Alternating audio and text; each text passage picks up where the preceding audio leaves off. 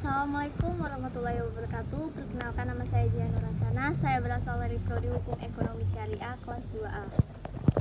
NIM saya 191111247. Mata kuliah Bahasa Arab. Baiklah, saya akan menjelaskan pertanyaan nomor 1. Menjelaskan apa itu isim dan berikan contoh dan terjemahannya dari masing-masing isim tersebut. Isim adalah sebuah kata yang menunjukkan manusia, hewan, tumbuhan, benda mati, sifat, waktu, dan tempat. Manusia contohnya mar'atun, wanita. Hewan contohnya kilun, gajah. Tumbuhan contohnya zahrotun, bunga. Benda mati contohnya kuruzatun, buku catatan. Sifat contohnya jamilun, bagus. Waktu contohnya lailun, malam. Dan tempat contohnya masjidun, masjid. 2. Menjelaskan apa itu isim fa'il musharif. Isim fa'il musharif adalah sebuah isim yang tidak diberikan alif lam, maka harus diberi tanwin. Di antaranya seperti nama wanita, nama-nama laki-laki yang berakhiran tak marbutoh atau nama asing, nama manusia atau nama daerah. Isim yang tidak bertanwin contohnya Ibrahim atau Ismail. Kenapa? Karena sudah jelas tidak ada tanwinnya. 3. Menjelaskan apa itu isim muzakkar. Isim muzakkar adalah isim yang berjenis kelamin laki-laki. Contohnya Ahmadu. Kenapa? Karena tidak berakhiran tak marbutoh. 4. Menjelaskan apa itu isim mu'annas. Isim mu'annas adalah isim yang berakhiran berjenis kelamin perempuan yang mengandung tak marbutoh. Contohnya bakhoratun atau sapi betina. 5. Bagaimana cara membedakan isim muzakkar dan isim mu'annas? Yaitu cara membedakannya ialah dengan terlebih dahulu kita mengamati kelompok isim mu'annas. Jika tidak termasuk ke dalam isim mu'annas, maka kita bisa masukkan ke dalam isim muzakkar. Dan bisa juga dengan nama laki-laki yang berakhiran tak marbutoh tetap dianggap muzakkar dan penulisannya tidak boleh ditanwin. 2.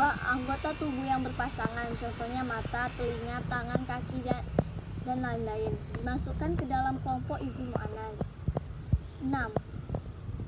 Apa yang dimaksud dengan izim nakiro? Izim nakiro adalah izim yang penunjukan bendanya belum tentu atau masih umum. Contohnya madrasatun, sekolah. 7. Menjelaskan apa itu izim makrifat.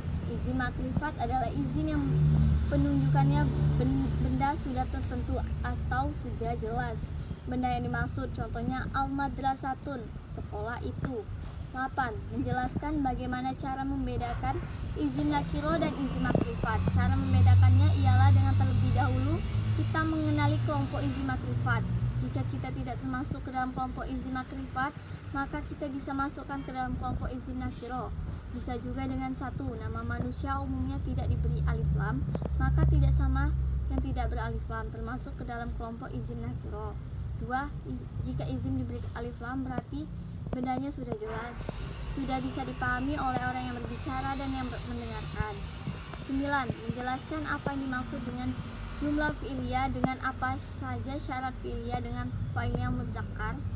Jumlah fi'liyah yaitu kalimat sempurna yang diawali oleh fi'il yang tersusun minimal dari fi'il dan fa'il. Syaratnya harus ada fi'il dan fa'ilnya atau kata kerja dan subjek. Contohnya Ahmad telah pergi, zahaba Ahmadu. 10. Menjelaskan apa yang dimaksud dengan jumlah ismiyah dan apa saja syarat-syarat jumlah ismiyah. Jumlah ismiyah yaitu kalimat sempurna yang diawali oleh isim yang tersusun oleh mubtada dan khobar.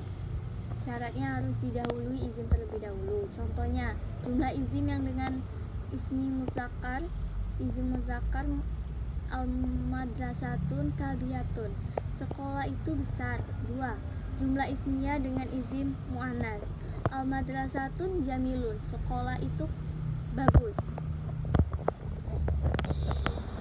11. Menjelaskan apa yang dimaksud dengan fi'il lazim dengan fa'il yang muzakkar. Fi'il lazim adalah fi'il yang tidak membutuhkan objek. Contohnya roja'a zaidun, Zaid telah pulang. 12. Menjelaskan apa yang dimaksud dengan fi'il mutadi dengan fa'il yang muzakkar. Fi'il mutadi adalah fi'il yang membutuhkan objek. Contohnya yaqra zaidun kitabah, Zaid telah membaca buku. 14. Jelaskan apa yang dimaksud isim isyarah, mufrad, musanna, jamak, dan terjemahnya.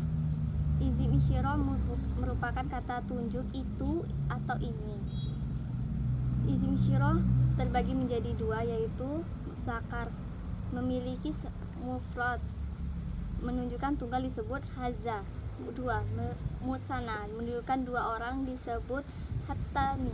Tiga, jamak menunjukkan lebih dari dua orang disebut haulai. Sedangkan muannas memiliki satu mufrad. Satu, menunjukkan tunggal disebut hadati. Dua, menunjukkan musana menunjukkan dua orang disebut hattani. Tiga, jamak menunjukkan lebih dari dua orang disebut haulai. Baiklah, itulah hasil dari jawaban dari saya. Apabila ada kesalahpahaman, saya mohon maaf. Wabillahi wa taufiq hidayah. Wassalamualaikum warahmatullahi wabarakatuh.